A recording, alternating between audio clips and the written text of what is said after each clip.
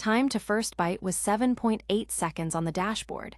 First contentful paint matched exactly, nothing rendered until everything was ready. Bounce rate spiked from 23% to 70%. Here's exactly why. In Next.js 16 loading, TSX still works, but the team recommends using loading.js without the TSX extension for consistency with other root conventions like page.js. Additionally, the experimental PPR flag is now stable as partial pre-rendering in Next.js 16.1+. Check your version's docs. The article mentions the use hook, but doesn't show a full example with a data fetching function. Here's a concrete pattern using use inside a server component to trigger suspense without an async wrapper. Streaming requires a persistent connection, which can conflict with content delivery network caching. Many CDNs buffer the entire response before forwarding, negating streaming benefits. Use a content delivery network that supports streaming, e.g., Cloudflare, Fastly, or bypass the content delivery network for dynamic routes. Always test with your content delivery network in place. Let's break down loading UI, streaming, and suspense boundaries in Next.js 16, how it works, and the exact mistake behind that failure. Loading UI and streaming is a rendering architecture that sends the page shell immediately and fills in each section as its data resolves. Instead of waiting for all data fetches, the browser sees progress instantly. When Next.js encounters a suspense boundary during server-side rendering, it immediately sends the fallback UI as HTML. When the data inside resolves, it sends a replacement chunk via an inline script tag that swaps the fallback with the real content. The key insight: streaming doesn't speed up data fetches, but it makes perceived performance much faster. Loading.tsx is the simplest performance improvement you're skipping. Place it in any root segment directory, and it automatically wraps the page in a suspense boundary. The loading component renders immediately while the page's server component fetches data. Here's a simple loading.tsx that renders a skeleton with animated pulse.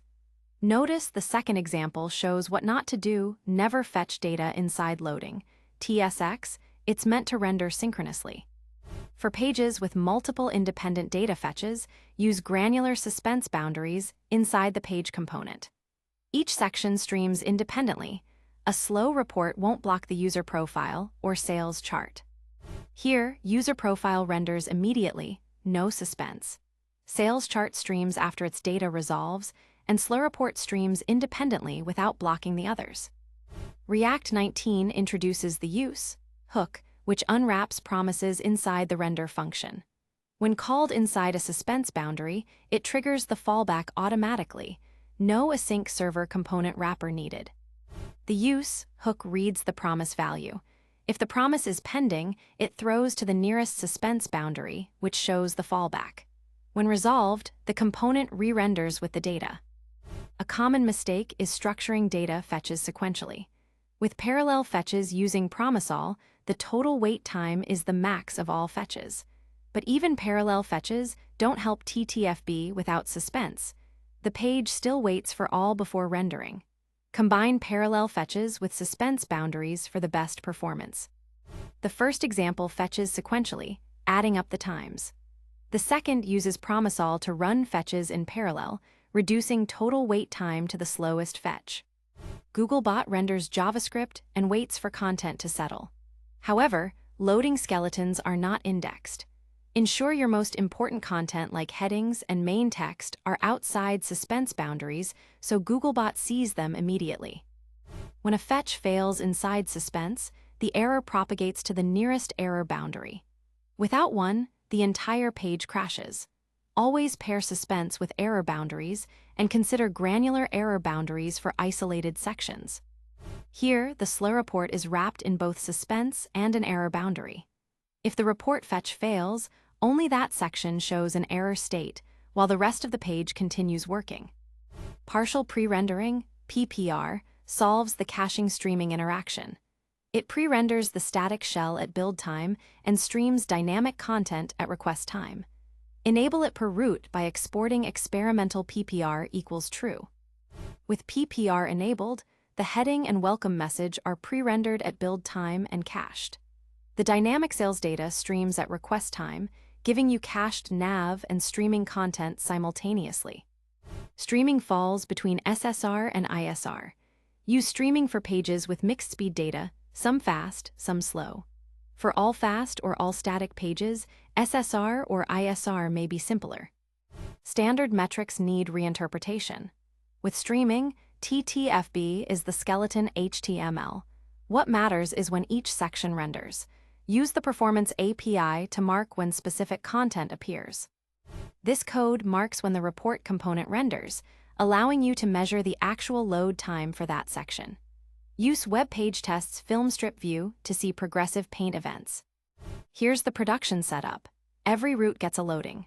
TSX, every component with a fetch over 500 ms gets a suspense boundary, and PPR is enabled for mixed content. Run a weekly report to find routes where TTFB equals FCP, that means no streaming is working. This production layout uses PPR, dynamic rendering, and suspense boundaries for each data-driven section. The skeleton fallbacks match the real layout for a smooth user experience. This is the same issue we highlighted at the start. Here's exactly why that happened. The team had no loading, TSX, and no suspense boundaries. Server components fetched all data in parallel, but without a suspense boundary, React waits for the entire component tree to resolve before sending any HTML. The slowest fetch, an 8-second legacy API, blocked everything. Without loading, TSX, Next.js waits for all data fetches before sending any HTML, causing a white screen. Adding loading, TSX creates an instant suspense boundary that streams the page shell immediately. The fix was straightforward. Add loading, TSX for an instant skeleton, wrap the slow report component in a suspense boundary with its own skeleton, and move the report data fetch into a separate server component. Now the page shell renders immediately, and the report streams in when ready. This is the exact mistake from the incident. Without loading, TSX, the page blocks on the slowest data fetch. Always add loading, TSX to routes with async data. A common mistake is making loading, TSX an async function that fetches data. This defeats the purpose. Loading, TSX should render synchronously to show an instant skeleton. Keep it synchronous. Wrapping a client component in suspense triggers client-side lazy loading, not server-side streaming. For server streaming, the component inside suspense must be an async server component or use the use hook. If your main article body is inside a suspense boundary with a slow data fetch, Googlebot might snapshot the page while it's still loading, seeing only the skeleton. Keep critical content outside suspense. Use these commands to diagnose streaming issues. Check for missing loading, TSX, find async components that might be blocking, and identify slow fetch calls that need suspense boundaries. Let's run through some common interview questions. How does streaming work in Next.js app router? Server sends fallback HTML immediately, then replacement chunks via script tags as data resolves. Explain loading, TSX versus custom suspense. Loading, TSX is a file-based root-level boundary. Custom suspense allows per component granular streaming. How to architect a dashboard with fast nav, medium user data 1s, and slow report 10s. Use loading, TSX for root, suspense for user and report, ensure SEO content outside suspense. And a few frequently asked questions. What's the difference between loading, TSX, and suspense? Loading, TSX auto-wraps the root. Suspense inside page allows granular streaming. Does streaming work with client components? No, only server components inside suspense trigger server streaming. Can streaming affect SEO? Yes, if critical content is inside suspense, Googlebot may see loading state. Let's recap the key takeaways.